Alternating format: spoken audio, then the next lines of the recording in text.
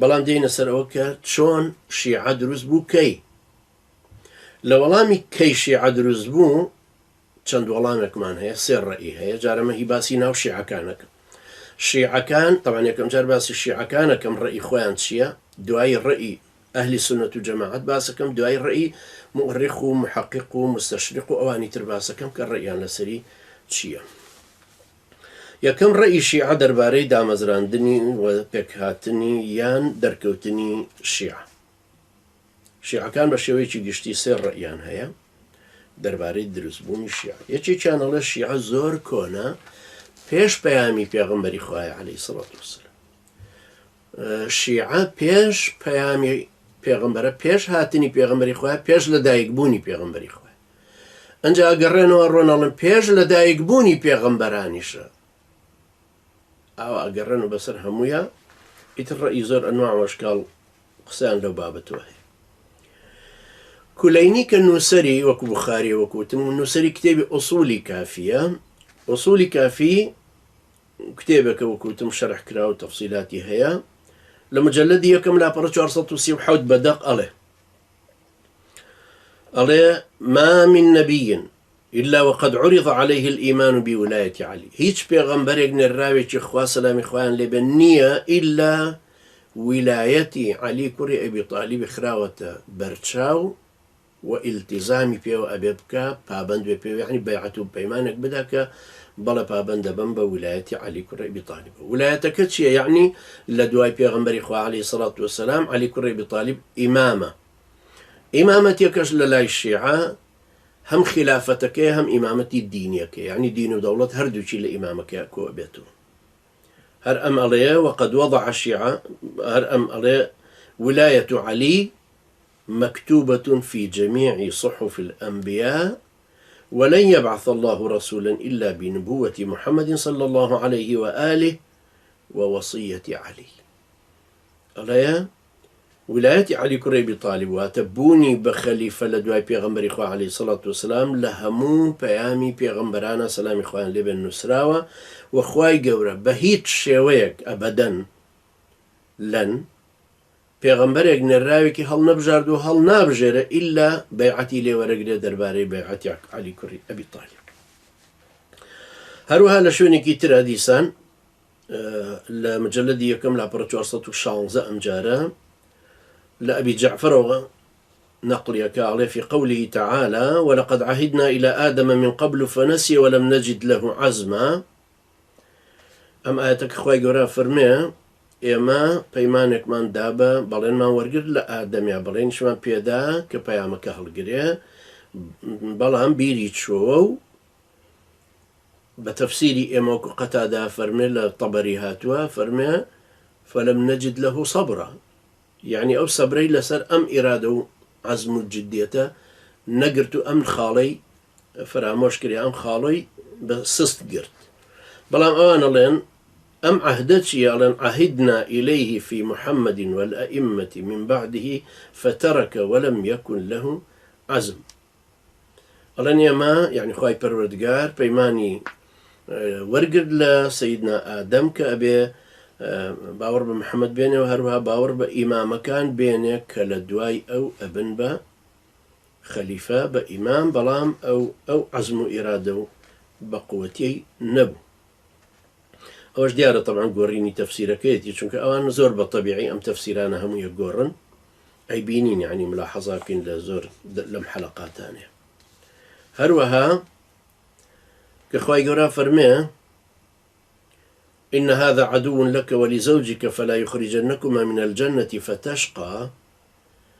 أما بسيدنا آدم فرمي أما يعني إبليس دجمني خوتو زريتكتا أقدار بخوتو خزانكتا أقدار بلا بهاش درتانك دعي توتوشي درد سريوشي الشدي أما نولين فنسي ما عهد إليه في ذلك أي ترك ولو كان له عزم ما أطاع عدوه إبليس الذي حسده باشا نولين سمي أولو العزم أما بابت نخذي تر سمي أولو العزم بينش بيغمبري برزة لضمني بيغمبران كبيان وتر أولو العزم سيدنا نوح وإبراهيم وموسى وعيسى وسيدنا محمد سلام إخوان ليبيا بيانو ترى أولو العزم أم بينجا لوتكي همو بالاي منزلي بيغمراني ترى أمان ألين شيعة كان لكليني ديسان لكافية لا بريك جارثة شانزة أليه سمي أولو العزم أولي العزم لأنه عهد إليهم في محمد والأوصياء من بعده والمهدي وسيرته وأجمع عزمهم على ذلك كذلك والإقرار به. ألان بويا وتراوى بمانك وتراوى أولو العزم لبر أويك بيمانيا لورجيراوى كدرباري محمد عليه الصلاة والسلام والأوصياء من بعده. عادة شيعاب إمام كان الله الأئمة الأولياء الأوصياء والحجج بيانا وتري وهروها عليه والأوصياء من بعده والمهدي وسيرته انجا هميان في إقرار لسر أما بكنوا أو برزانش إقراريا لسر كردو. أما طبعا ابن بابوي قمي كأبيجيتشو كلسر شاو قبركانيا وعالم قبركانيا لكتابي علل الشرائع لا برصة بيستدو باسي كردتوا ولا تفسير الصافي كاشانين وسيوتي لمجلد دولا برهشتا هي تفسير قمي مجلد دولا برشة بيانش هي هروها هاشم البحراني لكتابي المحجة للا برشة بيانش والمجلسيش لبحار الأنوار خويا لمجلد يانزل برسي بيانش ديسان وسيوتي لبحار الأنوار هاتو ديسان وكي مجلسي كالله بيغمر إخوة عليه الصلاة والسلام بسيدنا علي فرمو يا علي ما بعث الله نبيا إلا وقد دعاه إلى ولايتك طائعا أو كارها. لبحار الأنوار هاتو ولا مجلد ينزلها برشاست عليه أي علي خواهي قوري هيش بيغمبري هل نبجاردو إلا داواي ليكردوك باوري بولايتي توهبه وأويش بخوشي يا بملكتي وناشاري باوري بولايتك توهنا وتسلم بميشو. وهروها الروايات تريانك لأبو جعفر والروايات قال إن الله تبارك وتعالى أخذ ميثاق النبيين بولاية علي. خواهي پروردگار بيمان بليني لهمو بيغمبر كان ورقرد درباري ولاية علي كره أبي طالب خوالي الرازي. الروايات تر لمعالم هاتوا كتابي معالم يتجناي زلفاية عن أبي عبد الله قال ولايتنا ولاية الله لم يبعث نبي قط إلا بها. هيج بيغمبرك على ولايتي أما لخواي پروردگار هيج بيغمبرك هل نبجر إلا كأميل دعوة كراوة كأبي باور بهن بأم ولايتي سيدنا علي إمام كاني دو أخوي. هروها إن الأنبياء بعثوا على ولاية الأئمة. أما الرواياتي تريان طبعا رواياتي تريان هم لما بتو مهم أما أسل من بم رواية أزورانا هندي تريان هي طبعا من يستهمين باس نكرت هميان أولين كباور هنان بولايتي سيدنا علي كأو خليفة دواي بيغمبر إخوائي عليه الصلاة والسلام بيش بيامي بيغمبر ولقال بيامي همو بيغمبرانا هاتوا وبوي أجلين لا يدخل الجنة إلا من أحبه من الأولين والآخرين فهو إذن قسيم الجنة والنار. زورجان أما هرباسة كنوكو أما يسر رواياتي كعشاني بولا تفسيري الصافي لمجلد يكم لا برشانزة أما منقل كل عليه كسنا أشت بهشتو إلا أو كسنا بك علي كريبي طالبية إمام كان خوش يستوى ولا إيداونته من الأولين والآخرين لسيدنا آدم هتاقات آخر بشر أن جاء فهو إذن قسيم الجنة والنار. أما بلقبك بو سيدنا علي هنوكا سيدنا علي لقيامته أوستي خلق كديان ببردميها أفرمي أولا مبغيضي من أبو آقر أولا محبي من خوش يستاني من أبو بهشت بمشي قسيم بين الجنة والنار. قسيم الجنة والنار يعني خوي بهشت دوزخك باشك. أماش طبعا لا وكوتم لزور زور روايات يعني هي زياد لدم مصدر محسن وسيوة بالرقم ومجلد ولا بركان يعني في سناك يسهم يهربين دوايا يشي شيتر لو مبالغة غريب وسيراني كخلتي بيه أكرينا الله عز اسمه عرض ولايتنا على السماوات والأرض والجبال والأمصار. النوري لا مستدرك الوسائل مجلدي دوام لا برصتنا وتوبينش أروها هادي الطهراني لكتابي ودايع النبوة لا برصتو بنجاو بينش أم رواية نقلة كانوا ألين خواي پروردگار عرض ولايتنا على السماوات والأرض والجبال والأمصار. ولايتي سيدنا علي ولايتي الشيعي نشاني آسمان كانوا زويو تشياو ناوچە وڵات و داروبەر هەمووی داوە کە هەمویان پێویستە باوەڕی پێ بێن و قبولی بکەن. هروها رواياتي تشتري هذه طهرانية ناوتي والله تدل بعض الروايات على أن كل نبي أمر بالدعوة إلى ولاية علي. هم الروايات كان لسر أون كهمو بيغمبرك فرماني داوة بويك خلقي بانكي هشت بكري بو ولايتي سيدنا علي، بل عرضت الولاية على جميع الأشياء فما قبل صلح وما لم يقبل فسد. بلكو ولايتي سيدنا علي خراوة بردشاوي بردستي همو شتك شد آسمان كانوا زويو دارو بردو جان لبرو بيجا وروكو دارو بردو كرمو حشراتو هرچي اويت بيبو تري شد خراوة بيشتشاوي وهرچي قبولي كردبه بوا صالح بو. يعني ما انكرمي او ريشم ما صالح درتشوا اما لبروي ولايتي علي قبول كردو.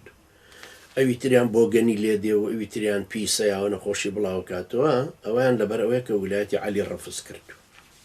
ئەلەم خۆرافات و دەجەلە بەم ڕیوایەتە بێسەنەدانە کە هەر قسەی هەلەق و مەلەقە، یعنی کە ئەبینین هیچ دەلیلێکی نییە. چێ ئەمەمان بۆ سەلمێنە کە سەیدنا نوح بە قەومەکەی خۆی فەرموو ئەوە بزانن لە ئاخر زەمانە ئاخر پێغەمبەر دێناوی محەممەد عەلەیهی سەڵات وسەلام دوای ئەو ئامۆزاکەیە بێ بە وەلی ئەبێ بە ساحەبی خەلیفایەتی لە دوای ئەو باوەڕی پێبێنن لە ئێستاوە. چێت ئەمەمان بۆ ساغە کات. نەقدی ئەم ڕەئیە کە عەرەبەکانی خۆیان کردویانە زیاتر واتە ئایەتوڵڵا عەرەبەکان باس لەوە کەنەوە کاڵێنەوە بەڕاستی ڕەئیەکی زۆر فاسد و زۆر دوورە لە حەقیقەتەوە و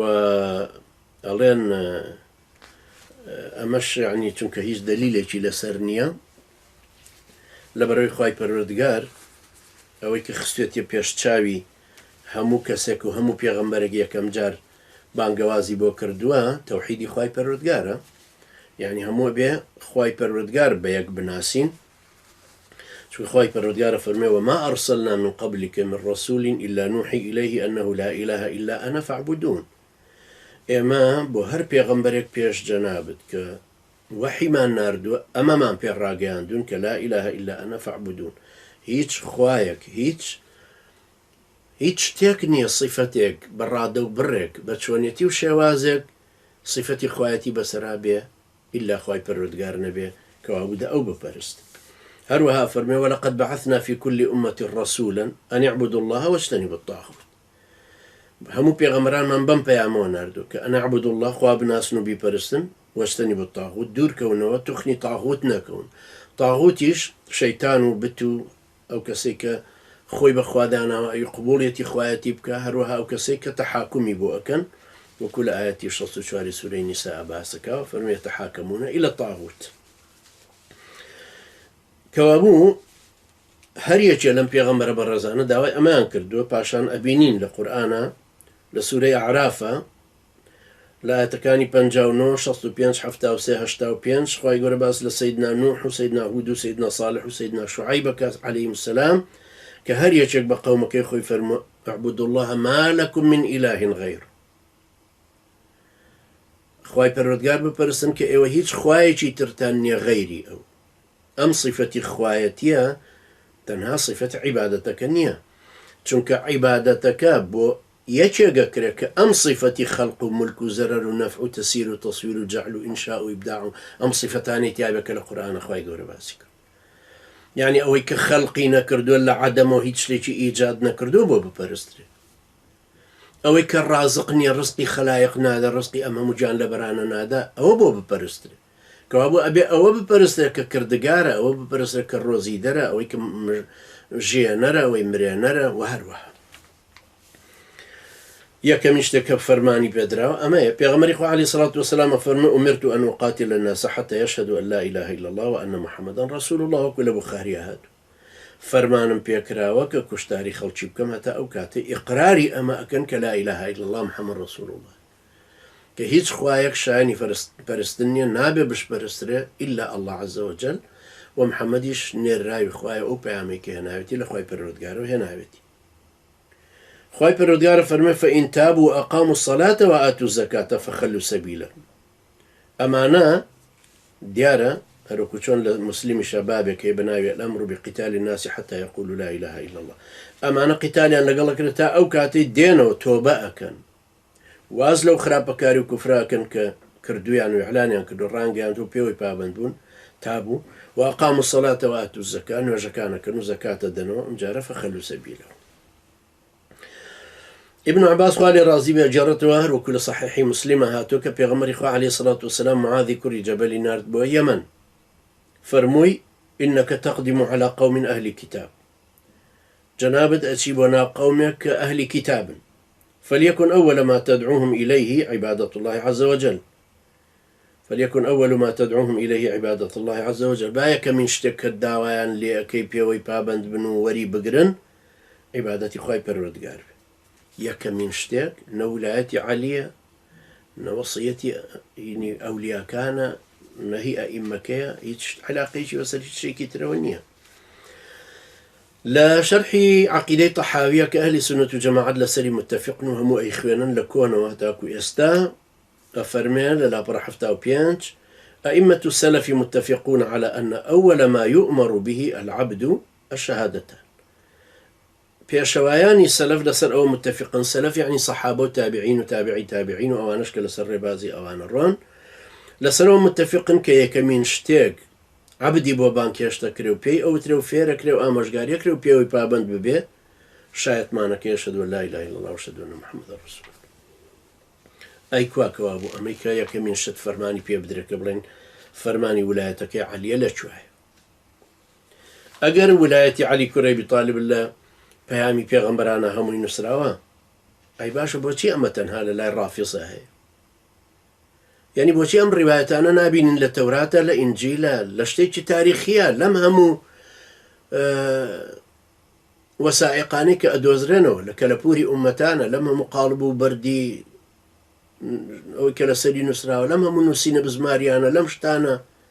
یعنی بۆچی ئارا فەلسەفیەکانی پێش ئیغریق و ڕۆمان وەگی فیثاغۆرسی ئەسکەندەریەی میسر ئەدۆزرێتەوە و لەسەری ئەدوێ و ئێ باشە بۆ هیچ شتێک نادۆزرێتەوە لەسەر ویلایەتی عەلی. هەر لەسەر ئەمەشە کە تەبعاً ئەم قسەی کە هەتا ئەم پرسیارشکە کردم، ئەمە پرسیاری هەندێک هەر لە شیعە عەرەبەکانەکە پرسن ئەگەر ئەمە ڕاستە ئەی بۆچی لە ناو یەکێک لەم ئەهلی دیانەتانە شتێکی وا نەبوو، پاشان بۆچی هەندێک لەم ئەهلی دینانە مسڵمان بوون، قەشەی و مەسیحی و مسڵمان بوون لە کۆنەوە تا ئێستا. جوولەکەیە لە کۆنە لە سەردەمی پێغەمبەر عەلەیهی سەڵاتو وسەلام مسڵمان بوو. نابێ ئەمە ئیشارەتێکی پێ بدا بڵێ کاکە ئێمەش لە تەوراتە بینیمانە ویلایەتی عەلی، بەڵام ئێستا بەم ڕیوایەتی درودەلەسانە باسمان بۆکەنەوەڵا کەشتیەکەی سەیدنا نوح کە وەستا لەسەر چێوی جوودی لەبەرەوەی لە چێوی جوودی نووسرا بوو لا فتى إلا علي ولا سيف إلا ذو الفقار بويا اللي نيشتو. هم خرافات دجلة بناوي دروس كان بوي أما بسلمين. إمام ابن تيمية رحمة الله عليه بكتابه شيء بناوي منهاج السنة دو مجلد وشار مجلدي هي كتاب كراوة. منهاج السنة الردي إمام ابن تيمية اللي كابراي شي تري الشيعة كان كتابه شيء بناوي منهاج الكرامة بس لا أمشتاناك. ابن تيمية رحمة الله عليه بالردي اللي هداته أفرمي لم كتبها لمجلدي شارم لا برصة وشص شارة فرمي وهذه كتب الأنبياء التي أخرج الناس ما فيها من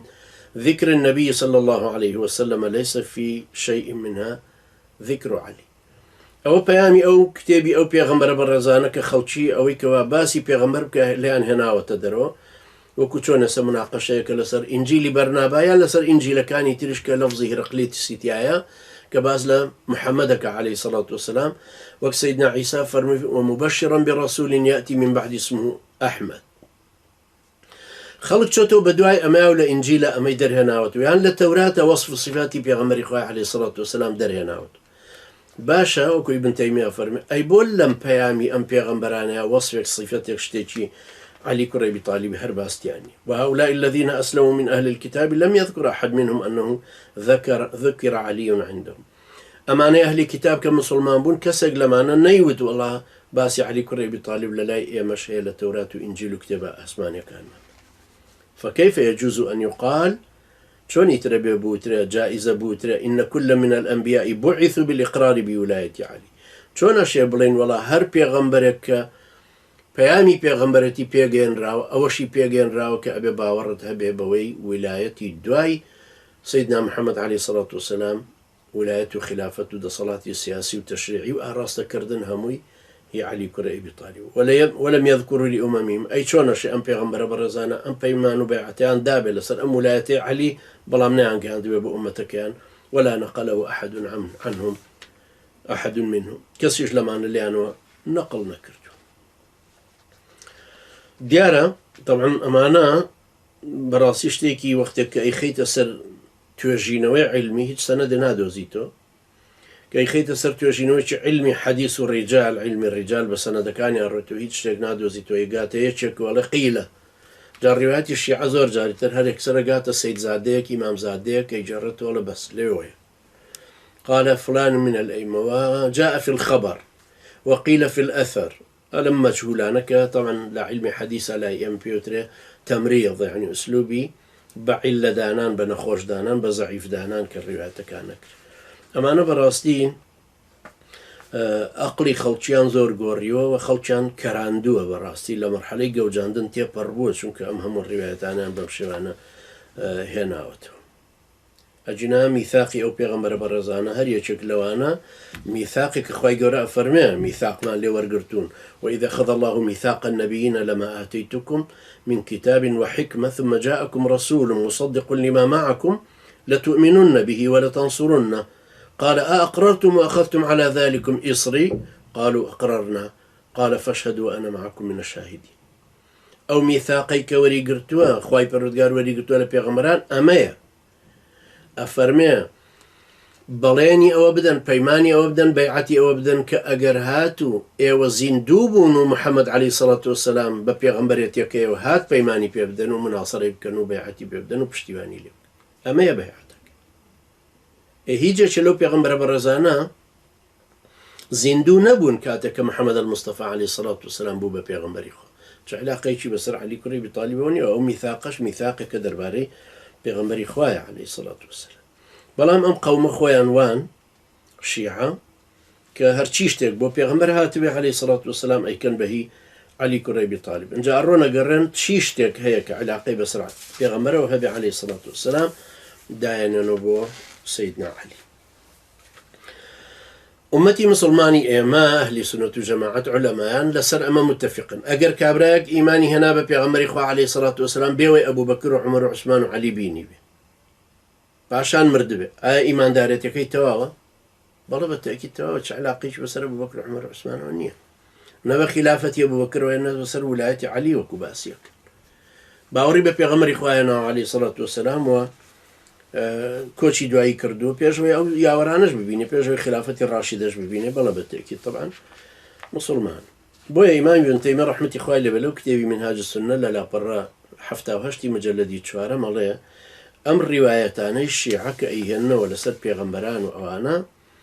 ئەم توڕەهاتانە جا ئەو باسێکە توڕەهات بە کوردیش بەکارهێنرێ یعنی هەر قسەیەکی چوپ و چەڵ و يعني كهيج وزنێکی نییە نە لە عەقڵە نە لە سەنەدێکی عیلمیە لە توێژینەوەیکی زانستیانە هیچی نییە ئەڵێوەی کە دەربارەی ئیمامەت ئەیگێڕنەوە بەدەم ئەم پێغەمبەرە بەڕێزانەوە بەڕاستی ئەمە کەلام المەجانینە ابن تەیمیە ڕەحمەتی خوای لێبێ فەرمێ ئەڵێ ئەم قسانەی ئەوانیش وەکو قسەکانی من جنس قول ابن عربي الطائي وأمثاله من ملاحدة المتصوفة الذين يقولون إن الأنبياء كانوا يستفيدون العلم بالله من مشكاة خاتم الأولياء والذي وجد بعد محمد بنحو 600 سنة أرى أم قصي الشيعة كأوا قرنوا ولاية علي بنو بوسر بيغمبران عهد ورقرتني خواهي قورا لم بيغمبرانا وكو قصكاني ابن عربي دو ابن عربي كان ابن عربي طائي أمان كابن عربي متصوفة كي أيتر ابن العربي صاحبي العواصم من القواصم هردوك كان أندلسين أبيان ابن العربية الفلامي لسرة أبيان عقيدة باكو ريكو بيكو أميشان عقيدة منحرف وضال وقم راي هيا كأليه وكو ابن تيمية رحمة الله عليه بيجرته لي ابن عربي أليه ئەو پێغەمبەرانەی پێش پێغەمبەر عەلەیهی سەڵات وەسەلام پێویستیان بە عیلمی ئەو وەلیە هەبوو کە 600 ساڵ دوای پێغەمبەری خوا هاتووە عەلەیهی سەڵات وەسەلام لەمانەی کە خۆیان باسیەکەن و ئەولیا و ئەقتاب و ئەبدال و ئەمانە طبعا عالمی تەسەوفی شەروایە بۆیە کتێبەکەی نێوانی تەسەوف و تەشەیع باسەکە خوڕافیاتی هەردوو لایەن وەکو یەکوان یعنی تەسەورکەن چۆن لای سونی خۆشمان ئەڵێ شێخ عەبدولقادری گەیلانی لە بەغدا بوو ڕەحمەتی خوای لێبێ لە بەری کەرخ گوێی لێبوو یەکێک کوفرێکی کرد لە هەندستان قاپقاپەکەی قاپقاپ لە تەختە دروستەکرێ وەک نەعلە قاپقاپەکەی لە پێی کرد و هەڵیدا بۆ هەندستان بەسەری کابرا کێشرا و هاتەوە پێی یعنی بە ساڕوخی عابر القاراتیش کە بڕوا نایەتەوە شوێن پێی خۆی نایەتەوە قاعدەکەی خۆیان ڕوا لەوێ تەقیەگەرت نەش تەقی چلوکە بێەوە کرد ئەم قاپقاپە بوو بەچی لێوە گەیشتە هەندستان ئیتر ئەو هەموو خوڕافاتانەی کە دەروێشێک بۆ شێخەکەی خۆی دروستەکە ئەمە لە عالەمی سونیەشە طبعا لە عالەمی سۆفیگەریە زۆرە من لە پاکستان بوو ماڵم لە گەڕەکی بووناوی دەستەگیر بوو هەموو دوکانێک ڕسمی دەستێک و چاوەکەی تیا بوو کە ئاوای کردووە و چاوەکەی تایە ئێلای ئێمەش ئەمە بۆ چاوەزارە کرا هەر متەئەسیر بە سۆفی و شیعە ڕۆژێک لە کابرایەکی دوکاندارم پرسیوتم ئەرێم دەستە چییەوە لە لای هەموو کەسێ هەیە من هیچ چاوەزارە وتی ئەمە قیسەیەکی گەورەی هەیە چۆن نازانی وتم نازان وتی ئەی تۆ نازانی ئەم گەڕەکە بۆ ناوی دەستەگیرە وتم نەخێر وتی خوای پەروەردگار پیاسەیە کرد لە بەهەشتا لەگەڵ سەیدنا عەبدولقادری گەیلانی لە پڕ قاچی خوای پەروەردگار ئاوە خلیسکە یعنی قاچی لاربەوە شێخ عەبدولقادری گەیلانی گرتی بەدەستی گرتی ئەم دەستەگیرە کەلیمەیەکی فارسیە هاتۆتە ناو ئوردوی ئێمەشەوە ئەمەیە دەستەگیر ئەم گەڕەکە بەناوی ئەوە ناونراوە ئێمەش هەمومان هاواری غەوسی گەیلانیەکەین لەبڕ ئەو یارمەتی خوای داوە بەهانای خواوە چۆنە هێشتۆ بکەوێت چۆنە هێڵ ئێمە بکەوی خوا هەموو شرکی شیعە کۆکەی تۆ ناکاتێ بەقەدرە مابێ ئێمە فەرقی چێ لەگەڵ ئەم قسە قۆڕانەی بە ناوی مەهدیەوەی کرد یا بە ناوی ئیمامە بەڕێزانەوەی کرد وەکو یەکوان هەردووچیان لە جەهلەوە هاتوون هەردووچیان بۆ کەراندنی خەڵکی هەردووچیان ئەمیان بۆی شێخی تەریقە پێی بڕاتە پێشە و پارە و واریداتی خەڵکی و ناو و پلە و مەنزیلە و مەنزیلە ئیجتیماعی و شتێ پارێکی زۆری دەسەکەوێ ئەویش خمسەکە ڕوە یەک لەسەر پێنجی پارەی شیعە هەمووی ڕوا بۆ ئایەتوڵانە یعنی تۆ تەسەور کە ئایەتوڵای سیستانی لە قوم گەڕەکێکی بینا کردو 232 شوقەی گەورەیە ساحەی تۆپی پێی تایە و مەلەوانی تایە و باخچەی تایە و هەمووی سیستانیان پارەی لەکوێ بووە من لە عێراقیەکانی کۆ کردوتو ئەنجا لە هەندستان لە پاکستان هەموو مەدارسانی تری لە دەرەوە کە هەیە یەک مەدرسەشی لە عێراقان نییە پارەی لە عێراق کۆ کاتەوەی دۆشێ بە سەتڵ شیرەکان نێرە بۆ ئێران و بۆ ئەملا ناشیانە خەڵق قسە بکات لەسەر سیستانی ئەخۆ سیستانی بۆ خۆی نانەکە ناخوا پارەکە ناخوا هەمووی حاشە و دەوروبەرەکانی هەمویان هەریەکەکەونە خواردنی ئێخۆ کابرای شێخیش بە تەنیا خۆی نایخوا ئەو هەموو غەلیفە و شایخانی لە دەوروبەرین و دەروێش و دڵسۆز و ئەوانش بە هەمان شەوەی تر ئەوانی تر کەرێنراون و ئەمەش هەر بە هەمان شێوەیە یعنی ئەبینی ڕەیەکان لەمە تێناپەڕێن یعنی بۆچی ئەم قسە شێتانە ئاوا ئەکرێت ئەم شیعەی فورسە بە شیعە بەگشتی بۆچی ئەم ڕیوایەتە باڵانە کە ئەشزانن سەنەدەکەی درێ بەڵام هەر بڵاویەکەن چەند هەدەفێک لەم تەشەیوعەیە هەیە دوورخستنەوەی خەڵک لە تەوحید چونکە شرکیان ناوناوە تەوحید و تەوحیدەکەشیان ناوناوە شرک دوورخستنەوەی خەڵکی لە ناسینی خوا لە پەرستنی خوا دوورخستنەوەی خەڵکی لە پێغەمبەر عەلەیهی سەڵات وەسەلام سیفەتەکانی عەلی کوڕی ئەبی تاڵیب دەیان قات زاڵە بەسەر سیفەتی سيدنا محمد عليه الصلاة والسلام دوورخستنەوەی خەڵکی لە سەحابە گەورەکردنی سەلمانی فارسی دوورخستنەوەی خەڵکی لە قورئان پیرۆزکردنی کتابەکانی خوان وکو مفتاح الجنان پاڕانەوەی دوعایە ئەڵێ قورئان کەلام الله نازل کەچی مفتاح الجنانش کەلام الله الصاعد لەم کوفرە گەورەتر چی کە هەردوو قسەکە هەردوو وتەکانی وەکو یەک لێ کردو وتەی خوای پەروەردگار کە قورئانە هاتۆتە خوارەوە و وتەی عەبدێک کە نووسیوێتی هەلەق و مەلەق یا دوعایەکە کردوشێتی حتا بگەر دوعاکە ڕێک و پێکیش بێ و چاکیش ئەنجا لە ڕووی فقیەوە لە ڕووی تاریخیەوە لە ڕووی تەفسیر و لە ڕووی هەموو شتەکانی تر بۆچی ئەم دینان ئاوا گۆڕیوە نایاڵن بەم معتەقەدەی ئەهلی سوننەت و جەماعەتە بڕوە یا بە تەحقیقاتێکی باشتر بڕوە لەبەرەوەی خەڵکەکە لە دینەکە دوورەکەوێتەوە ئەو کاتە کە خەڵکەکە جێژ و حۆل بوو کە خەڵکەکە وای زانی ئەمە ڕاستەکە تەواو شوێن ئەماکەون وكل تمثيلك صابر عبد الرحمن قربان وتيان أو جناب الشيخ ليري لا عيادي دكتورك وتشيا كاليرة درويشك يوتي والله دكتورك نخوشة جناب الشيخ هاتو دعاي بوك يا شيخ يشوتي الرولة من خوم نخوش ماتم أو درمانكم بو بالنفسي أو إمام برزان خويا نمشتاني نوتوا لعنتي شان لو كسكردوك أم غلويا هيتي برامبريا بلام أم درويشانا يشان بما أروى لبروا أو شيخاني طريقة أمانش أو إماماني خوان قاندوت الرادي ألوهيته أو عبوديته أم بو أكري ولا برا أم مصلحتي أم بمنا وأروى طبعا لبرا الشيعة براستي فيري أم غلوا أم قسا هلق ملقانا وحقيقة كان شان كبورونا بيتو ناهلا لنا وخلقك يا جيب قري وحتى إخباري متواتر إخوان رفضة كانوا كمتواتر أوي ببيناسي خوشيان وكل الرجال الكشيعة وببيناسي خوان الله الروايات متواتر وكل سنة تجماسك أوياك كوملا خلشك لكوملا خلشك تري وجراوتك احتمالي أوان نية كمتفق بوبن لسروي كيتشان كدرويك بيو نقلك إن شاء الله أما حلقية كم درسية كم بولسر ناسين الشيعيان درسبوني الشيعة درسبوني سرتاية كم كأمر رأيي كم بو رأي أو كساني كألين شيعة پیش پیامی پیغمبر علیه الصلاة والسلام درست بوم و همو پیغمبرک بیعتی لیور جیرا و کعبه